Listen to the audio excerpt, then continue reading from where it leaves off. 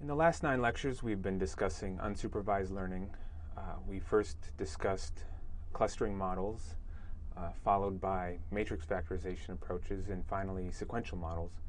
And in all 3 of these types of unsupervised learning frameworks, we were looking to uncover interesting patterns underlying the data without necessarily having a prediction task in mind. In this lecture, we're also going to discuss unsupervised learning, but a fundamentally different approach from what we've been discussing previously. Today we'll discuss something called association analysis. So at a high level, association analysis is going to be the problem of finding highly probable subsets of data. And this is something we'll make more concrete throughout this lecture. To set up the problem, we can imagine that many businesses have massive amounts of customer purchasing data. So for example, Amazon has your order history. A grocery store would know objects purchased in each transaction. If you give them your rewards card, for example, they'll know the purchases made by whoever's identity is on that card. Other retailers also have similar data on purchases at their own stores. So using these types of data, we might want to find subgroups of products that tend to co-occur in either purchasing or viewing behavior. So, for example, retailers might want to cross-promote products through different deals by knowing that these 2 products are very highly correlated in the way that they're purchased. So we might want to have deals on both products at the same time. Grocery stores might want to strategically place objects. So this is the classical example where a grocery store would want to strategically place objects next to other objects because it would encourage a consumer to purchase them both at the same time. Online retailers can use this information to recommend content. We've already discussed one approach for recommending movies. In that case, we had actual user feedback on their beliefs, their thoughts about the movie through a rating. In this case, we might want to recommend content based only on viewing behavior, so we don't get any feedback, but we know that users tend to view different objects together in the same viewing session. And it's also something that can be generalized more fully. So let's look at the basics of association analysis through something called market basket analysis. So this is the canonical way of thinking about finding associations among data. So for example, let's think of, imagine that we have 5 market baskets. What this literally means is that we're assuming that somebody has a basket at a market or a grocery store, and they have different objects in their basket at checkout time. And we're going to look at 5 of these baskets, meaning we're going to look at 5 different people at checkout time in this very simple example. So what this would say is that the first person, or the first basket that we have, contains bread and milk in it, so it contains those 2 objects and nothing else. The second contains bread, diapers, and beer and eggs. The third basket contains milk, diapers, beer, and cola, etc., etc., etc. So imagine now that we have a lot of this data. We have millions of these transactions, and they're across thousands of products. We now might want to use this type of data to analyze patterns of co-occurrence. So which products tend to co-occur together, which objects tend to appear in baskets, at what percentage or what rate, and also to use these sorts of patterns to define association rules, and it's just another word for conditional probability.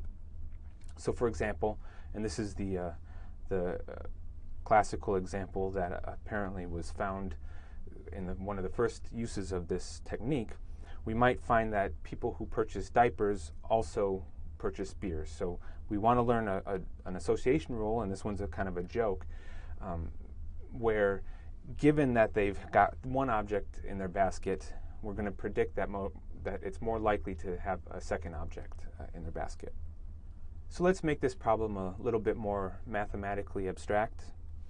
So what we're trying to do is to perform association analysis and learn association rules. And so first, let's imagine that we have p different objects. For example, there could be P different items for sale in a grocery store, and each of those items has a unique index from 1 to capital P saying which object it is that's for sale.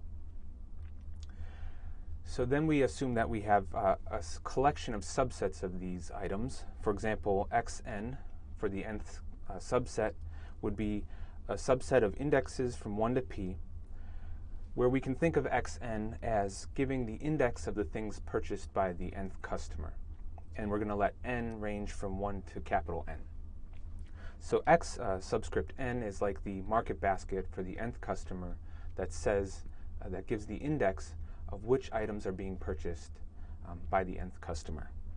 It doesn't give the number of items purchased. For example, if milk is being purchased, it's not going to distinguish between 1 or 2 bottles of milk.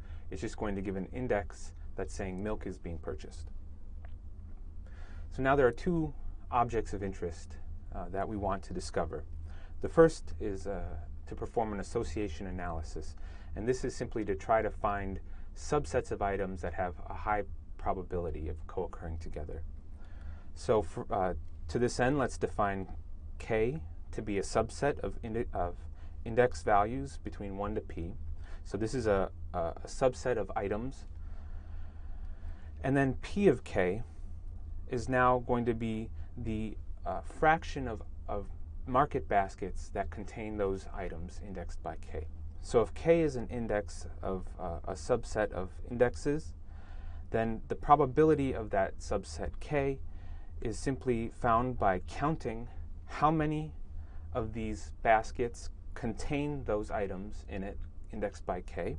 So we want to count the number of n such that K is a subset of xn. The nth market basket could contain more items.